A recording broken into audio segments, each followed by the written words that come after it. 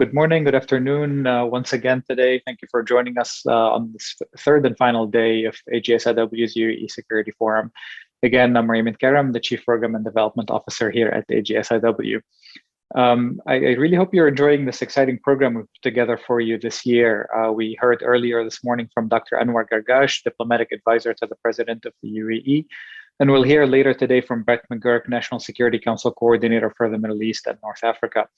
For now, we turn our attention to economic issues with a panel discussion focusing on prospects for economic cooperation in the region. I will introduce our stellar speakers here very briefly and share their full bios in the chat with all of you.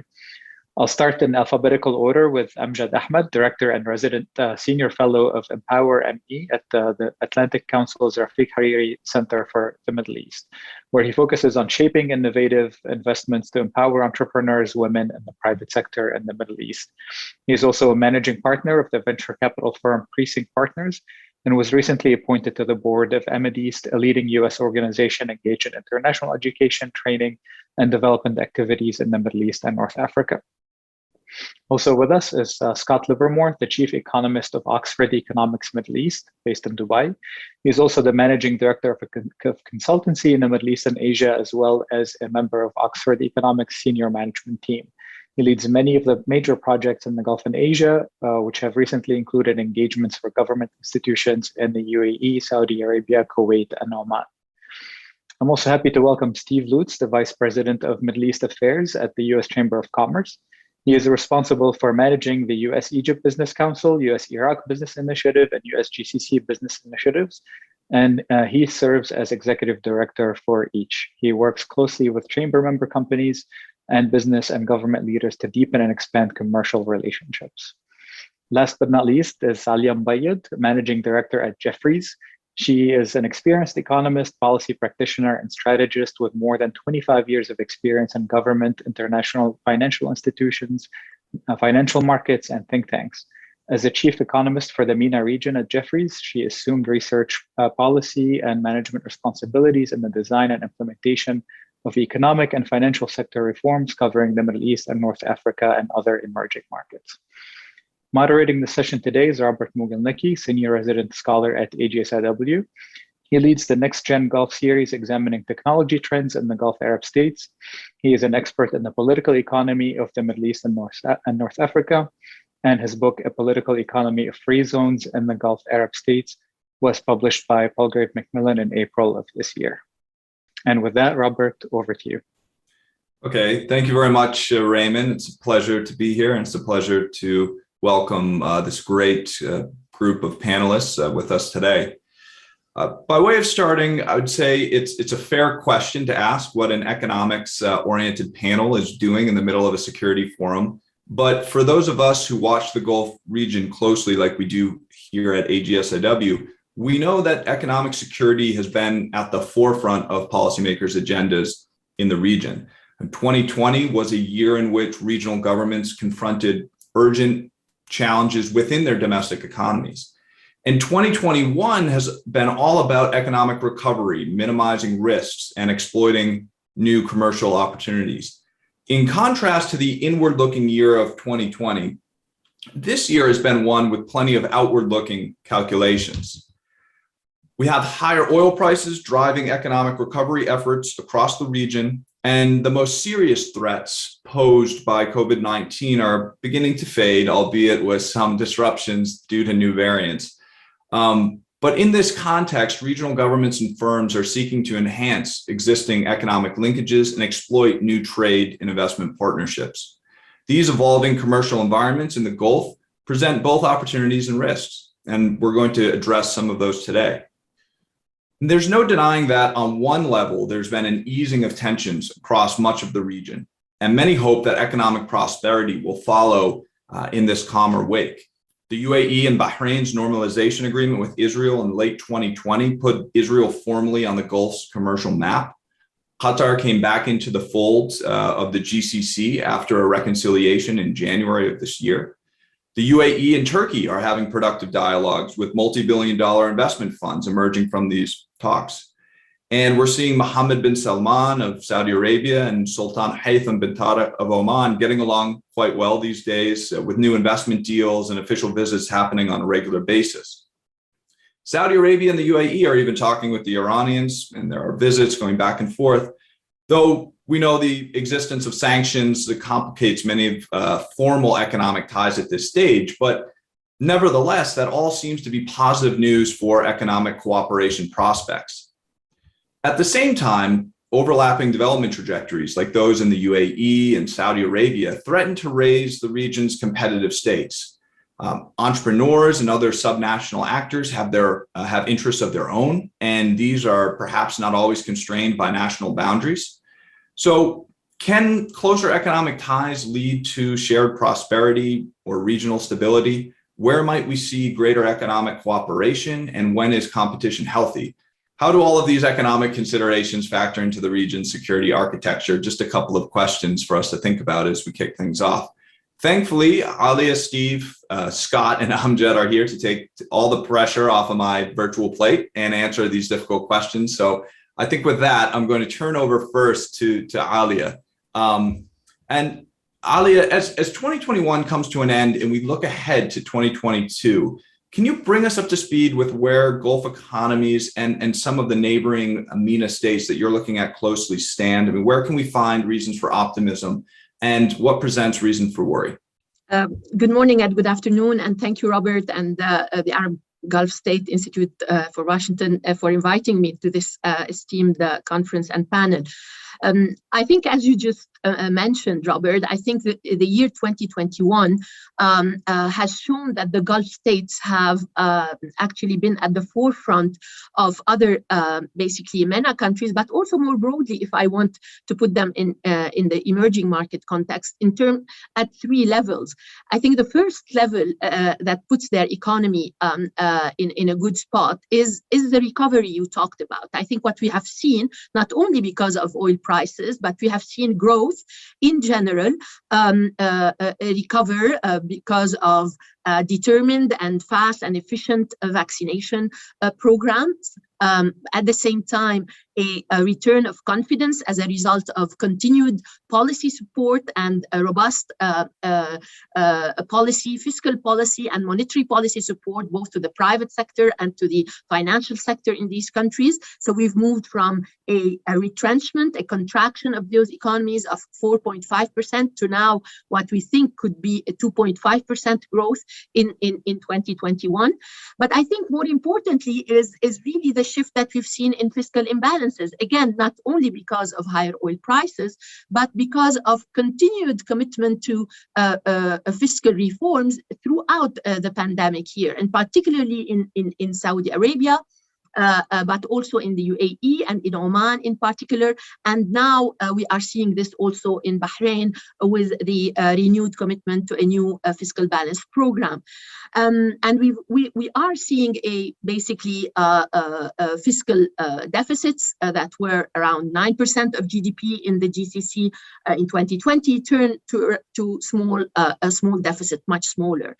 And more importantly, in this recovery theme, I think, is really the rebuilding of the buffers. And that is important when we want to talk about basically a national security and sort of more confidence to deepen and broaden integration both within the region and further apart.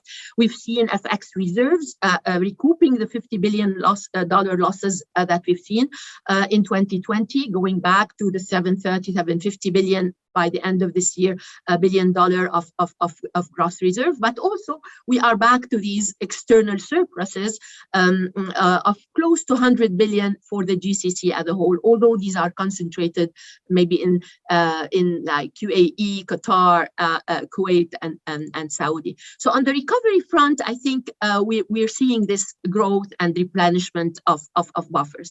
But I think the second theme also on the economy is really sort of the reform angle. I think the continued structural reform that is here to prepare those other GCC countries and support them into their regional cooperation by accelerating structural reform, whether again on the fiscal front, on labor markets through increased measures for labor market flexibility. We've seen it in Qatar and Saudi, in the UAE. Integration of women more into the labor force, and really stepping up the plate on across-the-board business environment-related reforms. These are important to unlock the productivity growth potential of these countries, but also in making them even more attractive as basically destinations for foreign direct investment, which is necessary in their diversification drive and strategies. And finally, of course, I think the third important element of the gains we are seeing in 2021 that is going to prepare the region for the post-COVID is the revival of this sort of regional integration beyond the political mending of relationship that of course Al-Ula summit put in as a key milestone, but I think we are seeing this develop also through the Abraham's Accord, but more importantly, really across infrastructure, transport, energy, project-related cooperation within the GCC, but also we are seeing this with Iraq. And that is critical for the GCC, given the security implication of a weakening Iraq economic and social and political backdrop. And I think this commitment on these three levels, the continued recovery, the deepening of reform, and the broadening and deepening of regional cooperation is what will set the GCC as, in my view, an economic power hub in emerging markets in this part of the world in view. Now, the opportunities, obviously, and there is a room for optimism because of what I mentioned. These countries can leverage their very robust balance sheet, both at the sovereign level and in the financial sector. But also, I think what we are seeing is also an increased sense of realization of the need to meet the challenges, particularly in countries that are still saddled by debt, whether it's Bahrain or Oman. I mean, both countries, and particularly Oman, we have seen a significant build-up in domestic capacity for economic policy reforms, and this is quite phenomenal, and you can actually see it in spread tightening in Oman in financial markets, but also in Bahrain. Of course, the renewed basically anchoring of Bahrain's reform agenda and support by the GCC has allowed Bahrain again to weather any financial market volatility, and we expect both countries to not only sort of rely on this optimism that is accompanying a relatively comfortable level of oil prices, but more importantly, keep the risk sentiment anchored into a sustained reform momentum. So maybe I'll stop here, and happy to speak more as we move along. Thank you so much, Alia, and laying out in particular those three themes of recovery, reform, and revival of regional economic integration. I might pick up on that third theme as I move over to Scott. Of course, we do see, the trend of increasing regional economic integration, whether it's Egypt, Turkey, Iraq, being in many ways reintegrated or new opportunities presenting themselves between GCC markets and these other markets in the broader Middle East region. But at the same time, we see economic competition, or maybe to use a more euphemistic term, overlapping development trajectories between Saudi Arabia and the UAE, which is a hot topic these days. What I wanted to ask you, Scott, is the growing competition in key non-oil markets, those of transportation, ports, logistics, tourism, is this inevitable? And how would you describe the current state of Saudi Emirati economic relations? Yeah, great question, Robert, and thank you to AGISW for the invitation on this panel. It's a great honour to participate. And you're certainly right, there is significantly increased competition in the Gulf, and it's increasingly visible, particularly between Saudi Arabia and the UAE. And if I can make some points around this, I think the economic relationships become more difficult and more challenging when the countries in the region are no longer, and definitely aspire to no longer be, just oil producing countries. So there's many more areas for competition, disagreement, rivalry, as well as opportunity. But I think we should always keep in the back of the mind that competition, and indeed rivalry, is fairly common between economic neighbours. If you look at US and Canada, where you are, Robert, then there's clearly one-upmanship and trying to implement developments to outdo its neighbour. Germany and France, the economic rivalry there is really quite significant, and that's not viewed as negative. However, the Saudi and the UAE rivalry has come much more to the fore because it seems to have become much more confrontational. And you can see this with a few examples, such as the Kingdom imposing tariffs on imports from the UAE, Saudi Arabia flexing its muscle by only awarding government contracts to companies with a regional HQ in the Kingdom. So very much wielding a stick as well as the carrots of tax breaks and social reforms. And with the deadline for companies to move their regional HQ to Riyadh looming over the next couple of years, you can really see this as a direct move against UAE's regional prominence and maybe more negative competition. But we have to be realistic. All countries in the region face this competition. They need to attract investment to diversify. They're all tapping a similar pool of demand, a similar diversification strategy. And there's no escaping that competition is inevitable. But competition is good. As economists, we have to believe competition is good. And if you have the right competition, it can work in everyone's favour. A rising tide floats all ships. It acts as a driver of reform, aiding diversification.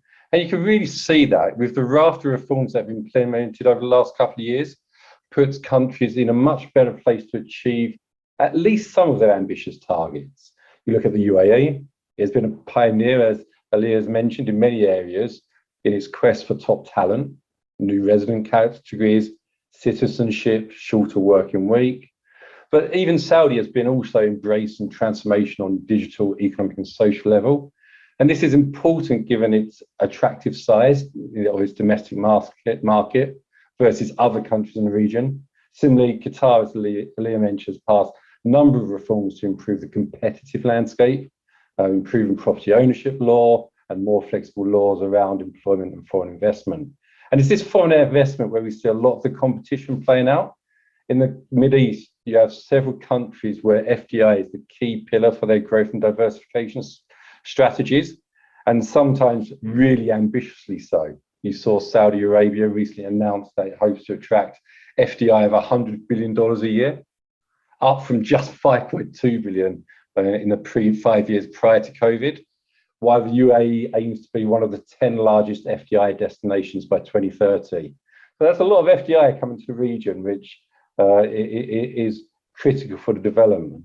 And the focus of this enhanced FDI attractiveness in the GCC has been the quality of infrastructure, improving business regulations. So in recent years, we've seen Saudi climb the World Bank's ease of doing business indicators. The UAE and other Gulfs have announced a number of policies to attract foreign investment, including regulations governing foreign ownership, announcements of special economic zones, bankruptcy laws, visa regulations, and clearly a lot more has to happen because there's only UAE, Turkey, Israel, Bahrain in the top 50 in the ease of doing business by World Bank. But this is a really positive dynamic. If you give a concrete example, in Saudi Arabia, they've tried to gain a competitive edge by the investment platform Sagia, which has made it a much more streamlined, cost-efficient way of setting up business.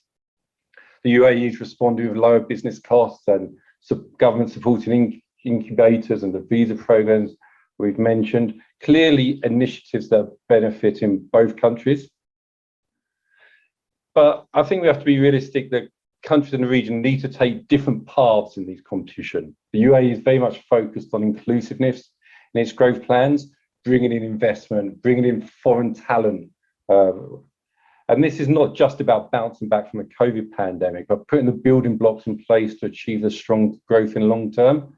And to put it in context, the Dubai Master Plan has Dubai growing to a similar size as Singapore over the next 20 years, which really means drawing in. And if we look at some of the sectors that you kind of mentioned, competition in the sense that all countries are trying to develop in a similar area, but it's not always head on. If you look at travel and tourism, key pillar for growth in both UAE and the Kingdom, they're not really competing directly with one another. And I think that replicates across a number of sectors. If you look at the Kingdom, it's invested heavily in giga projects such as Qiddiya, the Red Sea development. And to be honest, much of this is really aimed at the domestic market, stopping Saudis going abroad. Although clearly there is some kind of longer term possibility for international visitors. But that market is not really the same tourists that Dubai attract and building its tourism strategy around. So you can move in parallel without actually competing against each other. And if we take a look to the forward and look into the future, I think we have to be honest, neither country is going to back away from this economic rivalry, given their diversification plans and visions, agendas are based on similar sectors. There is a concern that Saudi Arabia in particular could become a little more assertive and view it a little more as a zero-sum game as the deadline for Vision 2030 comes closer and it's kind of tougher to achieve some of those targets. But I think the UAE is likely to continue to respond. We've seen in recent days the change in the working week, really aimed at improving its access to international finance to become a financial hub in the Gulf and potentially in Asia, given the day. And the UAE is going to face this challenge very, very difficultly because, as I mentioned, the Saudi market is huge compared to the other countries. And the reforms in Saudi, you kind of get more bang for your buck, given the size of the opportunity. And that's going to put pressure on the UAE. But again, we're still talking about positive competition here. I think over the longer term, it's likely Saudi will draw business from Dubai and Bahrain. But as I said, this need not be a zero-sum game. Positive reforms across the region, kind of a contract, retain foreign investment and talent, should stimulate growth across the region as a whole. So while the countries are likely to have this brotherly ally relationship, have the dust-ups and the disagreements, that's likely to continue. I think the rivalry will strengthen. We see a situation where the UAE will continue to pursue some of its own paths, whether it's Abraham Accords, relationships with Turkey, to be continually outward facing and give it advantages to offset some of its smaller market. But at the moment, why I'm nervous about some aspects of the rivalry, on the whole, I think we're in a situation still that this is potentially and most likely good competition that will benefit almost all the countries in the Gulf if they embrace it wholeheartedly. Great. Thank you, Scott, for breaking down the GCC's two largest economies and walking us through some of the trends and the dynamics playing out in terms of regional competition. What I'd like to do now is bring the conversation down a level to the subnational level and move to Steve. And my question for you, Steve, is, what interests are at stake for some of the external actors, below the level of the nation state or the country, so to speak, like U.S. companies that are based in the Gulf? We know that stiffer regional competition may lead to some additional commercial incentives for foreign firms, some of the carrots that Scott mentioned in his opening remarks. But at the same time, when we have diplomatic rifts breaking out across the region or new trade barriers that are imposed overnight, these can really impact the bottom lines of firms in the region. So what roles do companies play, in your view, creating stronger commercial linkages across the region? I mean, starting with the GCC, but I know you look at Egypt and Iraq closely as well. So over to you, Steve.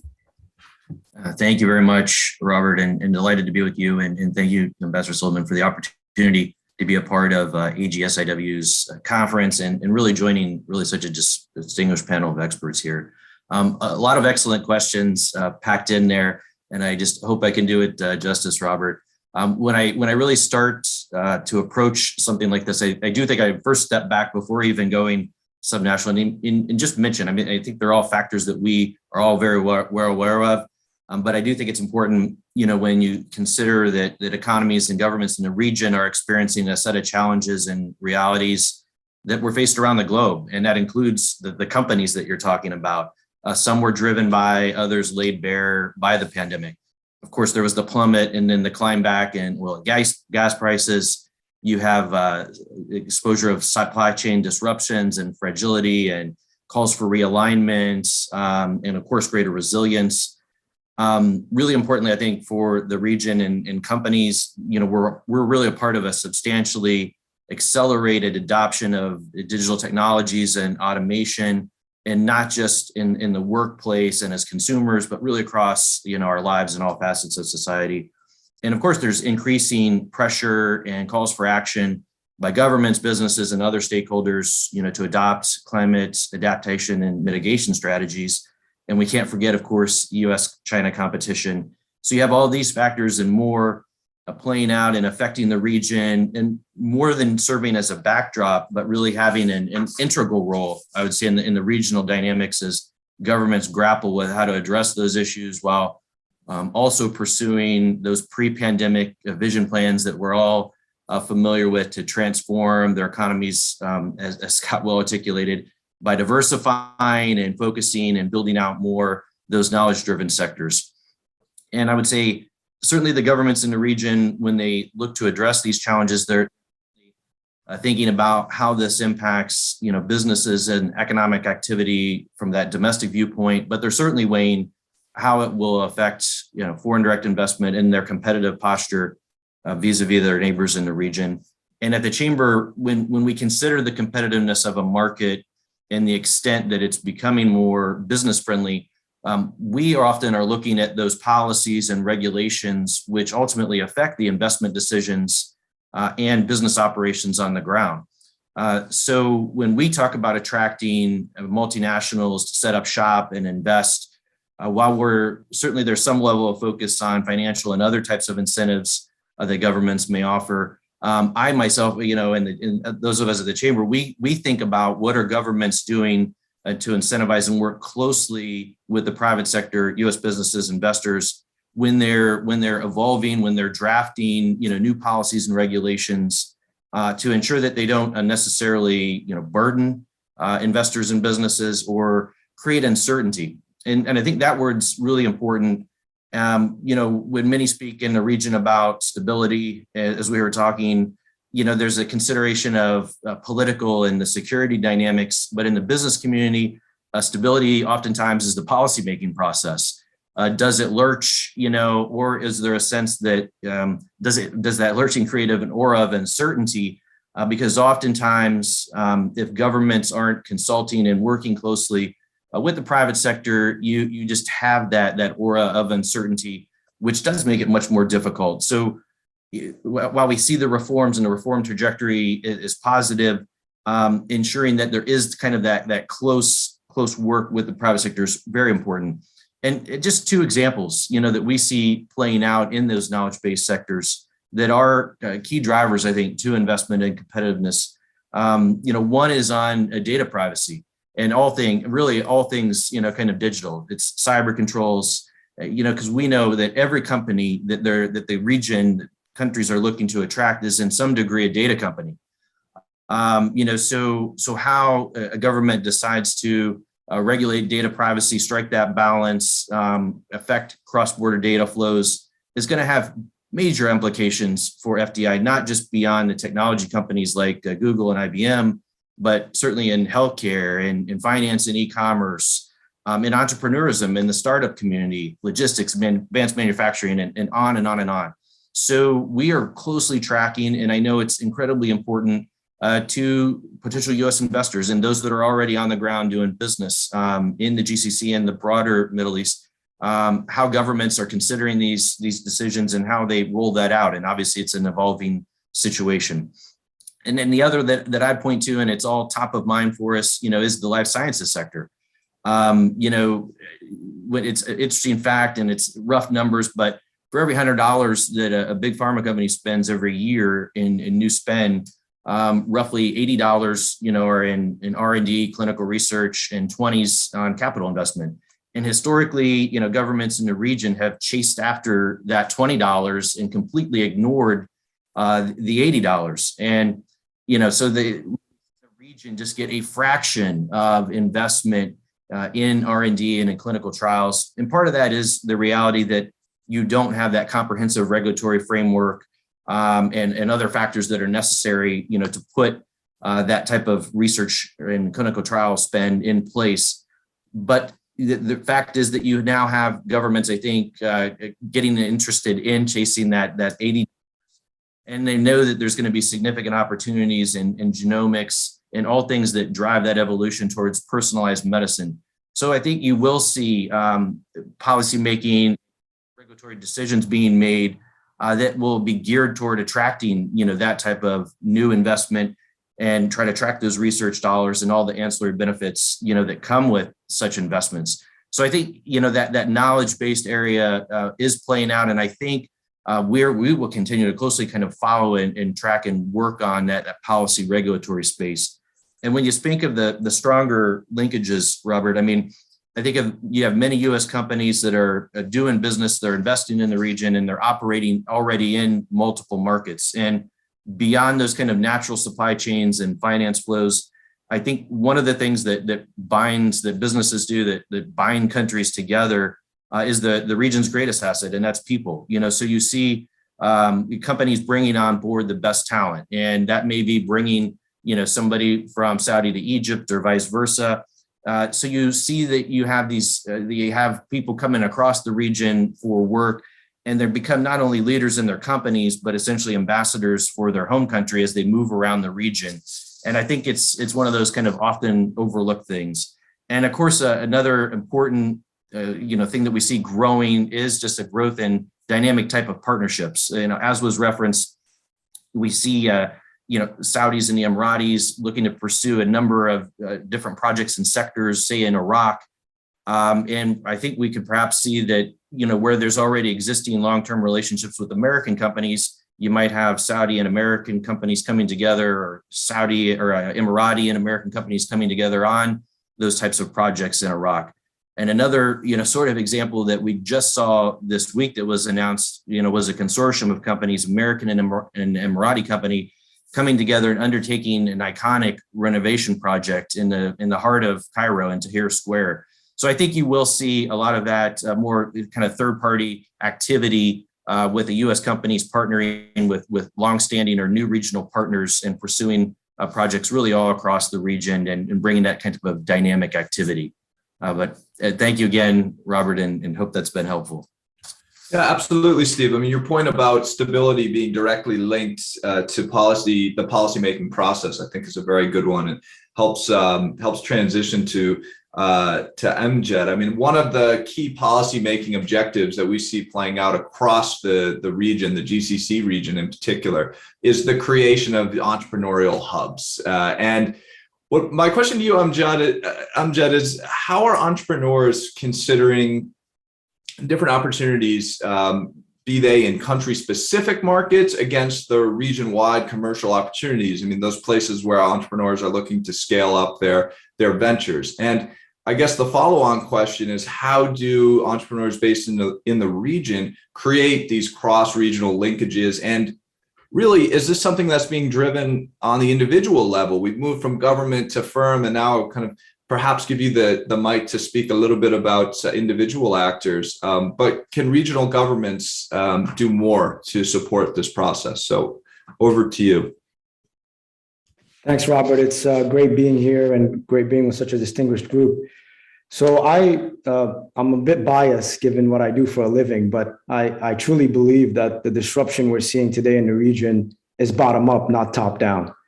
And I think it is not driven by COVID. COVID was an accelerator, but the reality is the seeds of this have been happening for the last, I would say, 5 to 6 years. So let me take a step back. I think there was a confluence of things that happened that led us to where we are today. I think the first thing is we're seeing the remnants of the Arab Spring. What I mean by that is governments needed to appease the young population. You need to figure out ways and outlets for the young population to be ignited, to have hope, to look to the future. So the best way to do that was through the economy. I think two is there was a clear recognition on oil producing countries that we're at the early stages of a post-hydrocarbon world. Whether it's 20 years from now, 30 years from now, 50 years from now, that's a short time span. But the reality is that we're at the early stages of that. Three is you start seeing real success stories of bottom up, starting all the way back to Maktub being acquired by Yahoo, to Souk being acquired by Amazon, and the latest Kareem being bought by Uber. I mean, these were significant transactions. They created a lot of wealth. And those mafias that came out of these groups, as we call them, created even more companies. I think last but not least is COVID, which accelerated all the digital opportunities and really proved the business models of these entrepreneurs that were already there and were already progressing, but couldn't find the funding. So all of that came together. And I think what you're seeing today is an activation of all those factors. So all of these entrepreneurs have basically pushed on the system for change. We saw it in the UAE. We see it now in Saudi. We see it in Egypt. And I think they're the ones who are really driving change and pushing these governments to be more dynamic. So when I say bottom up, what's been happening is a lot of seeding of entrepreneurs has been happening over the 5-6 years. And you mentioned something about local versus regional. Every entrepreneur is looking regional. There's no entrepreneur that says, I want to stay in Saudi, I want to stay in the UAE, I want to stay in Egypt. Every company that gets funded today by investors is looking at becoming a regional play. And they are really driving integration. It's not the governments. Unfortunately, the governments are not doing a good job with integration.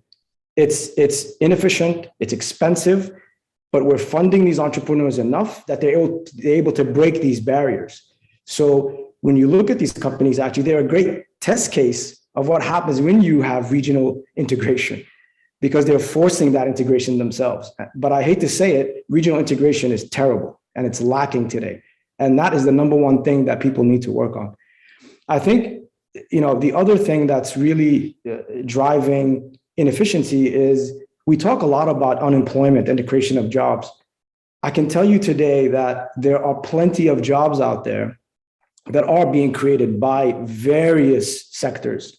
Unfortunately, our pipeline is terrible. And what I mean by that is the talent pipeline. There aren't the right people or the relevant people to fill these jobs. So we can talk about job creation all day long, but it's a marketplace. We need to balance both sides. So a lot needs to be done in terms of talent pipeline, improving that talent pipeline going forward. So to me, the unemployment issue is big, but as big is fixing the talent that's coming through. Right now, what's happening is everyone is looking outside and trying to bring people into the markets, which is fine for, I think, the time being.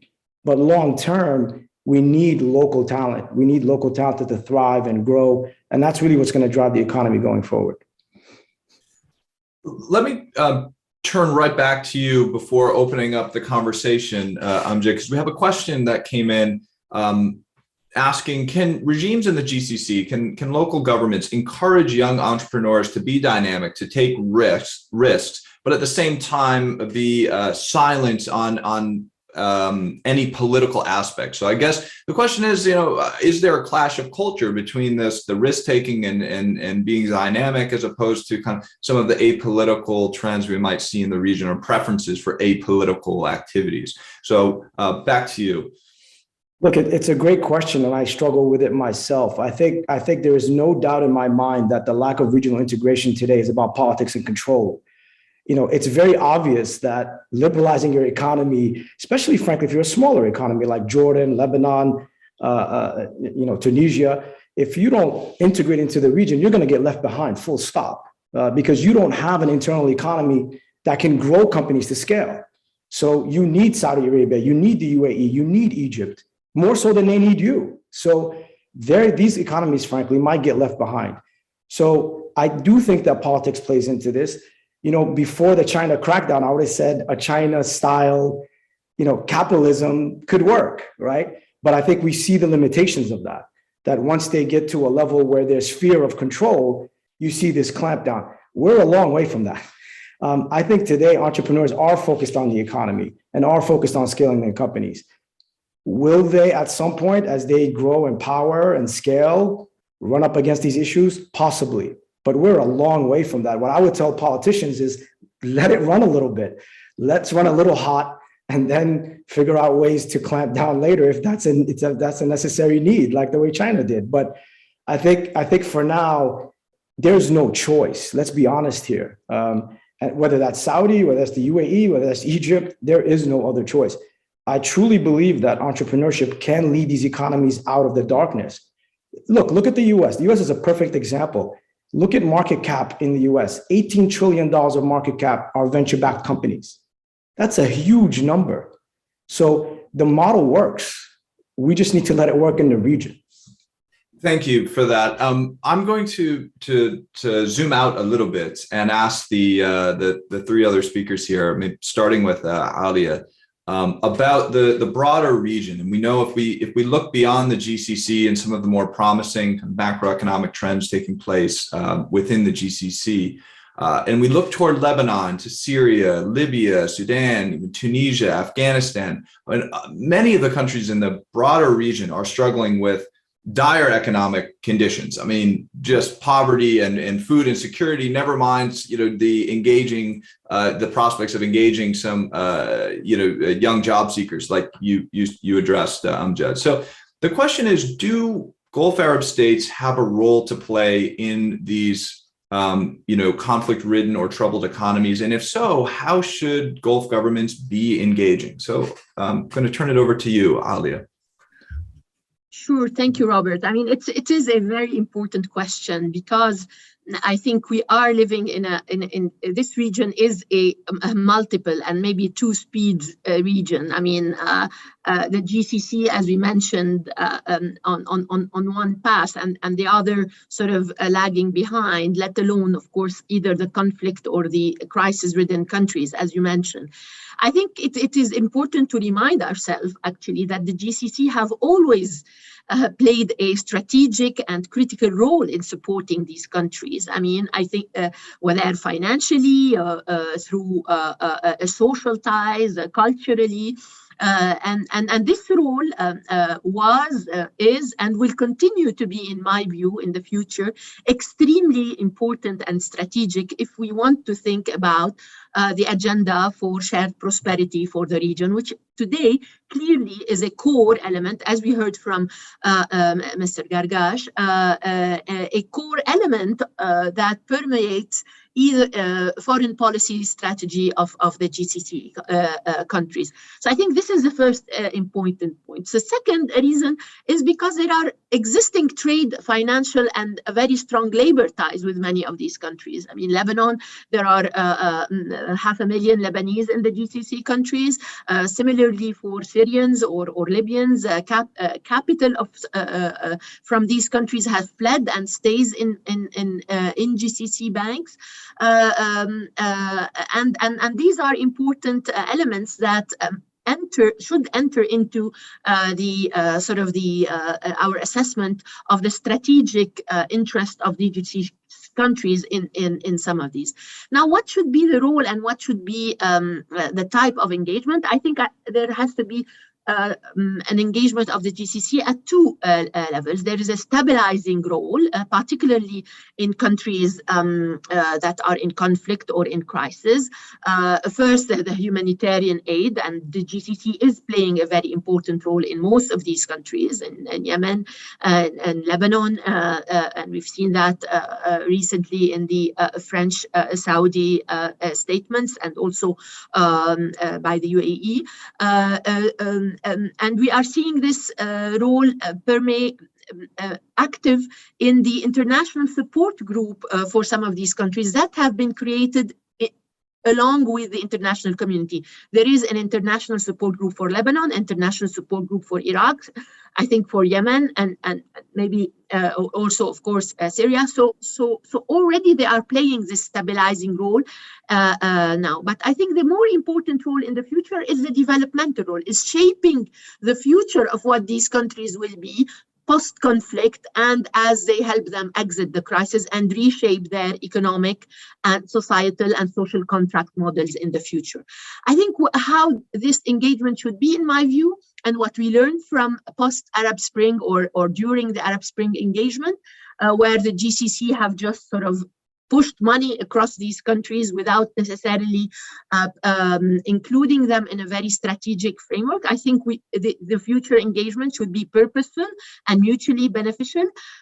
So build on the comparative advantage of the GCCs. I mean, we have important GCC corporates and companies who can play a very important role in post-conflict reconstruction.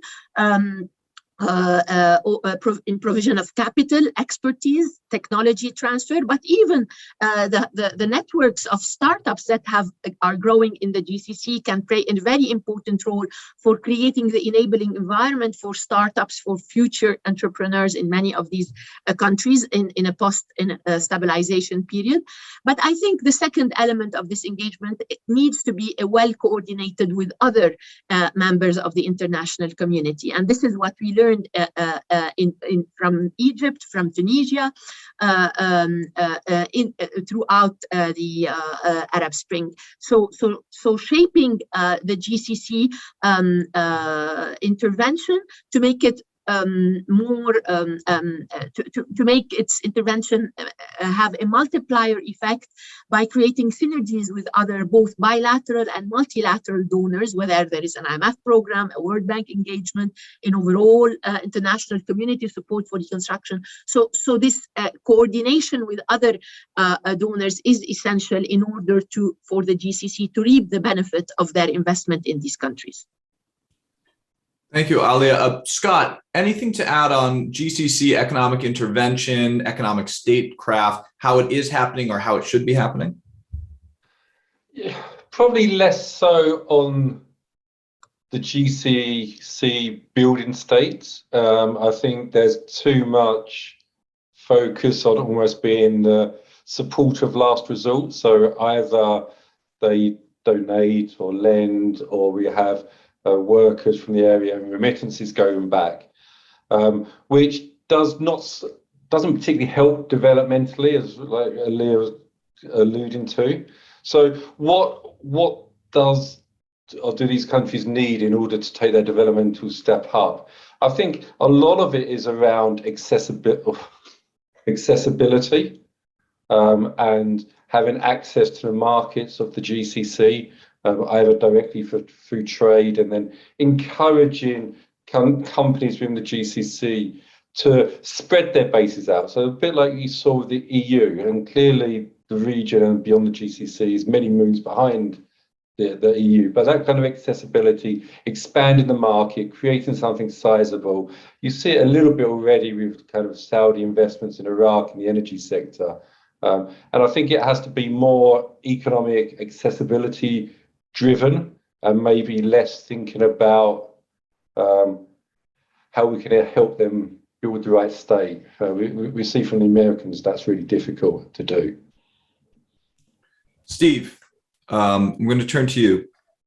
Yeah, no, thank you. And one thing I just wanted to pick up on that Amjad mentioned, and that was the pipeline of talent. And it's such a before, and then I'll get to that. I just wanted to mention I think about, when we talk to our companies that are on the ground doing business there, investing, and most of them have no intention, to bring in, an American workforce into Saudi or across the region.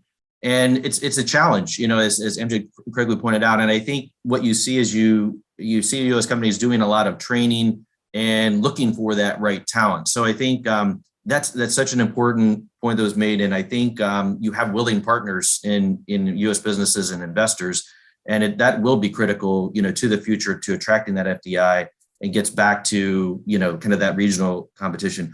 On this point, I'd mention, what comes to mind for me is the last Iraq donor conference, and I just think there was a gathering, there was a lot of announcements. But to be honest with you, I would be hard pressed to tell you whether those commitments were fulfilled and what were the outcomes. So I think, playing off what Alia said more, I think I would be more interested in seeing support for international organizations. And I'll just use an example, like the World Food Program. We were just part of an online event where we announced the World Food Program coming together with Pepsi to do some pilot projects to train up local farmers and really give them the tools and the training and the capability to have, a sustained future.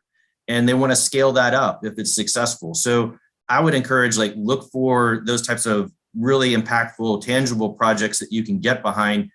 They may not be economy-wide affecting, but if you can get in there and do those sorts of things and do lots of those sorts of things holistically, it will make an impact and make a difference.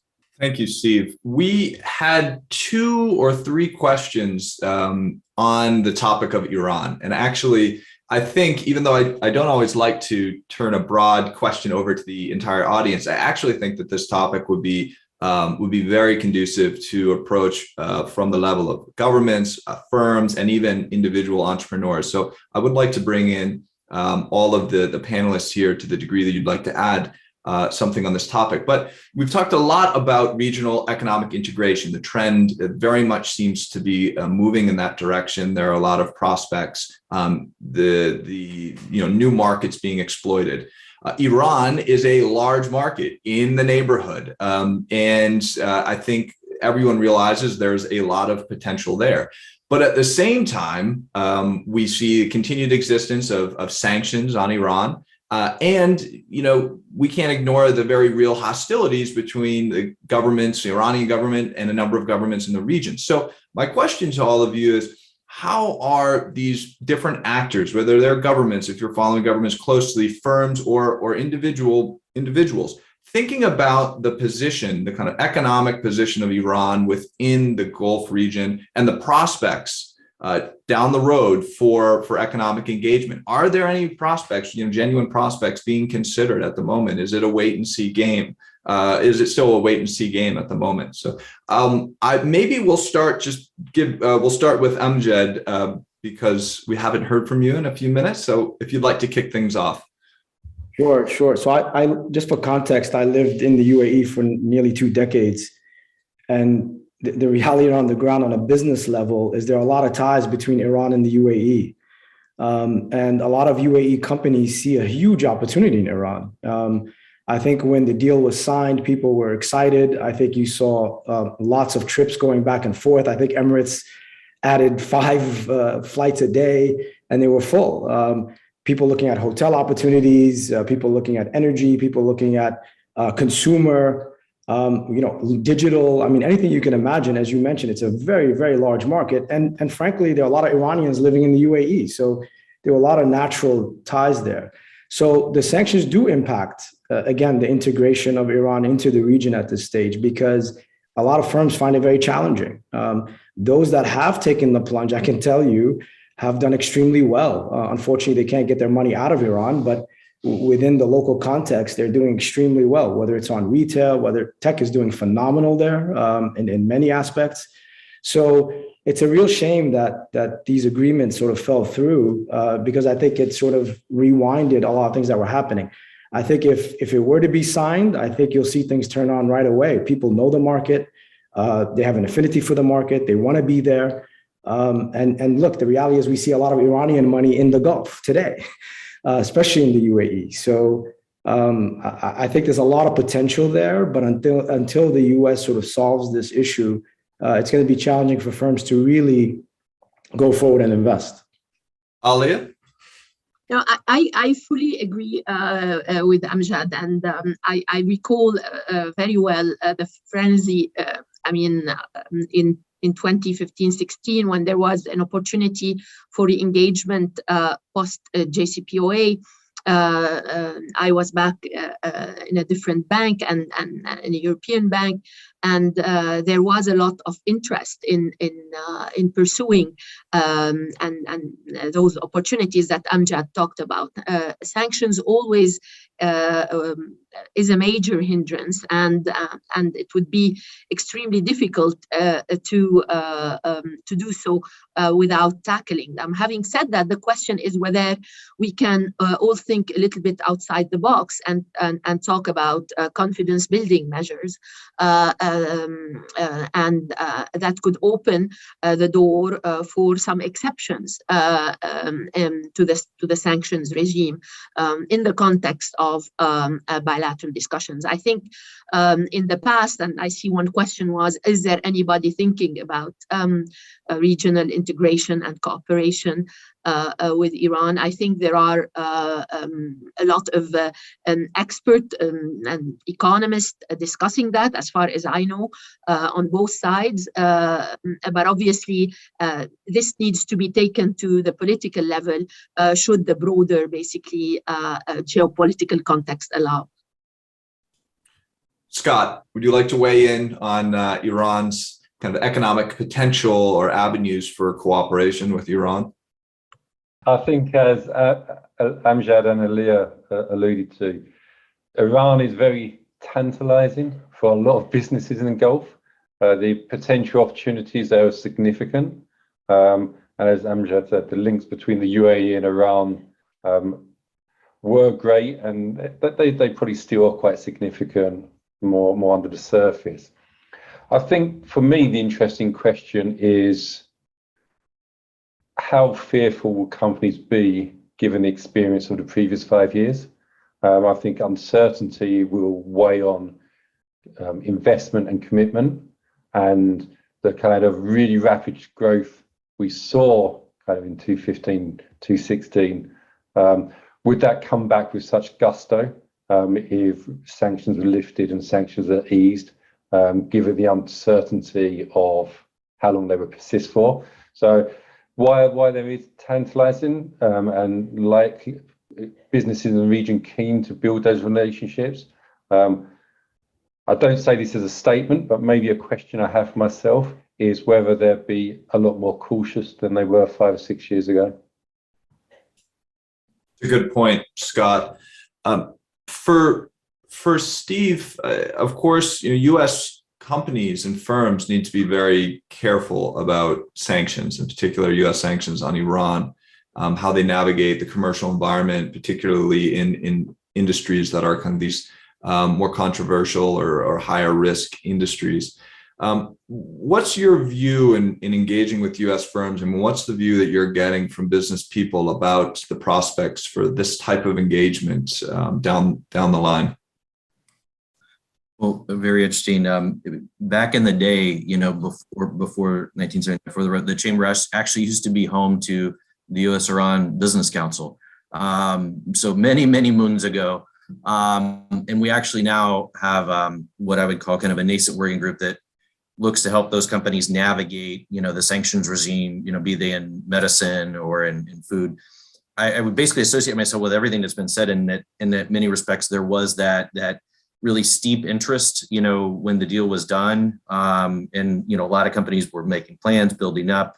And it kind of goes, but then to Scott's point, it kind of goes back to what I was mentioning earlier, just that stability as a concern of policy and U.S. policy, towards this, and the really the lurch, to use the word right, I mean lurching of that policy, I think would create a lot of caution for any significant first mover investments, were there to be a deal on the table or a deal put in place, and an opportunity again for U.S. companies kind of across the economy to engage.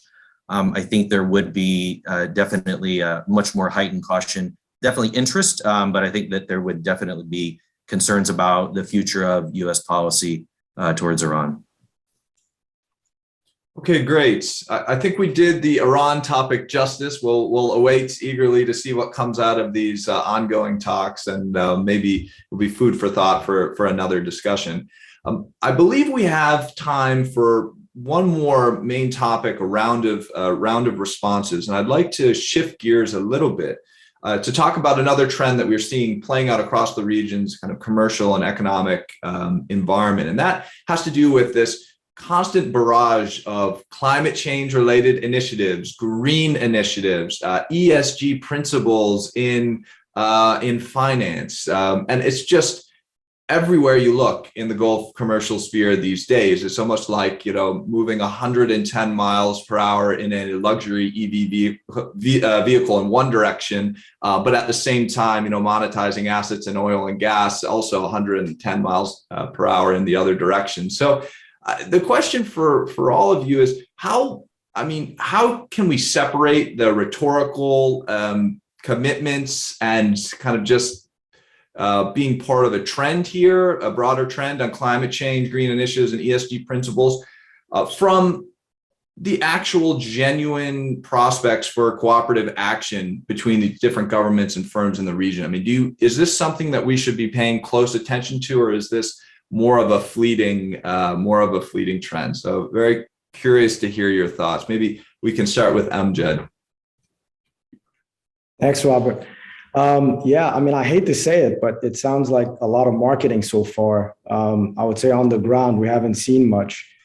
If you put food security under that blanket, then we're seeing more action there. And I think COVID highlighted a lot of issues with food security. So what you're finding is, technology now is coming in. They're trying to do a lot of local sourcing, figuring out ways for local agri-tech to the degree possible, creating linkages with farming communities that are within the region. So I think there's a real opportunity there on the food security, food supply issue.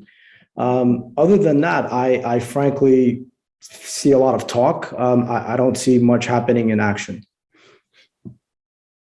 Thank you. Yeah, to add to that, we have, if you take Saudi Arabia, for example, the government and national champions like Saudi Aramco, you're monetizing oil and gas pipeline networks, hydrocarbon assets, taking those proceeds, and a lot of them are flowing to, financial entities, sovereign wealth funds that then are supposedly now driven by ESG principles.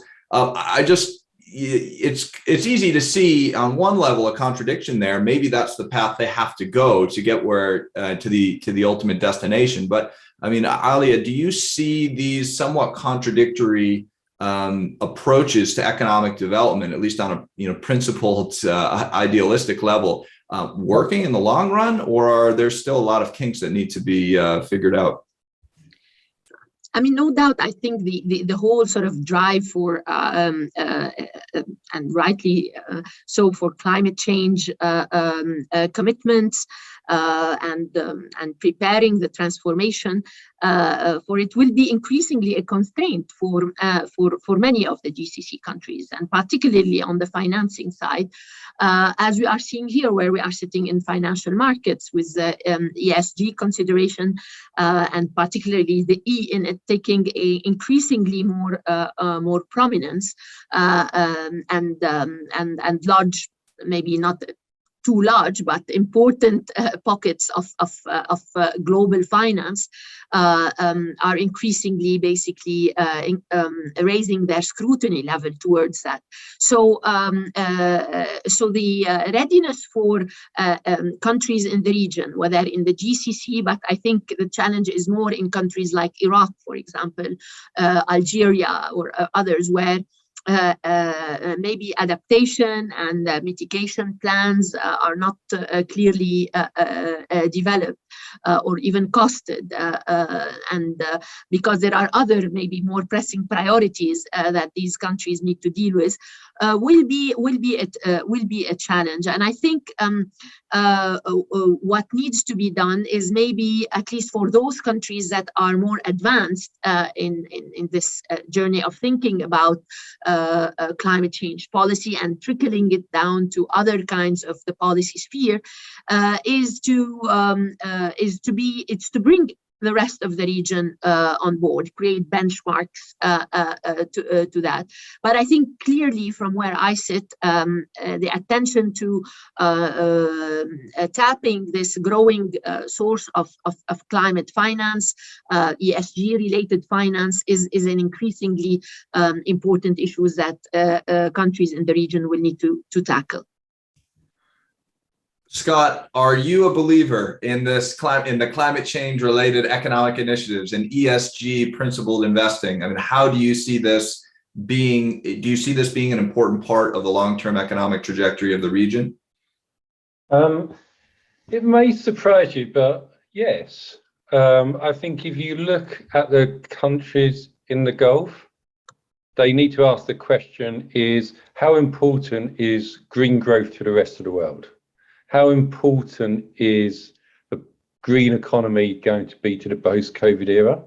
And I think all signs are it's going to be increasingly important. And if that's the case, it leaves the economies in the Gulf extremely vulnerable, not only through its direct dependence on oil and gas, but it's built up a very energy-intensive infrastructure in the non-oil sector.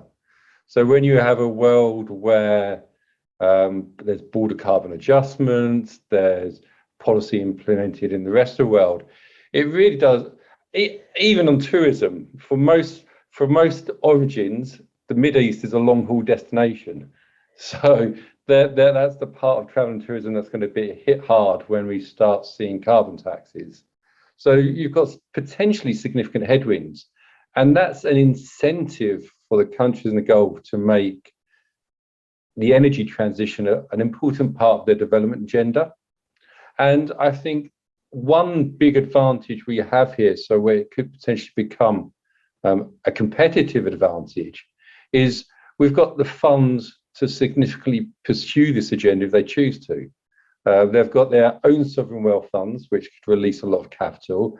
As Alia was saying, the PIF is already looking at raising ESG bonds. So the market is willing to give money to anyone that's going green. So the potential to accelerate their development and just veer slightly down a green growth path is quite significant and quite attractive.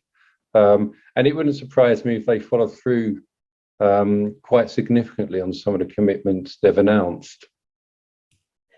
Steve, how does this sit with you? And I mean, are you, a lot of the U.S. companies that you're speaking with and advising, are they most interested in the traditional breadwinners of sectors and economy or sectors and industries in the region, or are they taking seriously some of these new industries and different initiatives and projects related to kind of green finance and to climate change, ESG? Yeah, well, in many respects, I'd say it's all of the above, with the latter certainly being a more long-term prospect.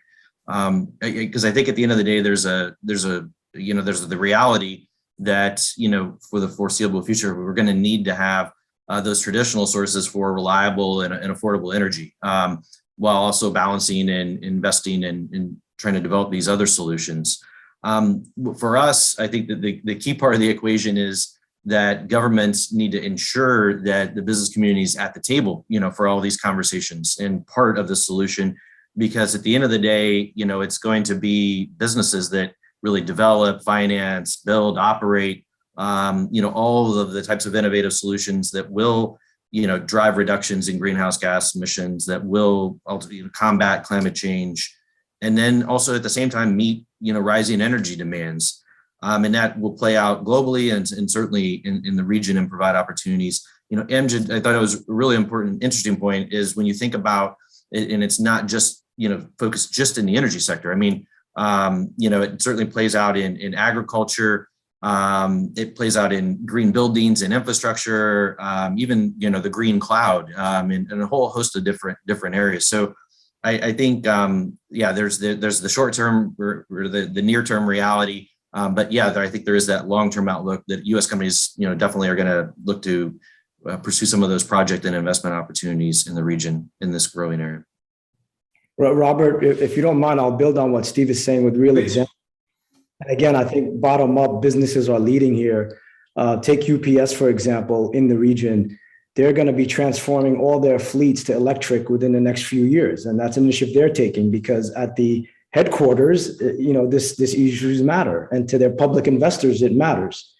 Pepsi's working with farmers to try to, make their whole chain green and local. So you have all these great dynamic firms that have that pressure on the public markets that are bringing this to bear.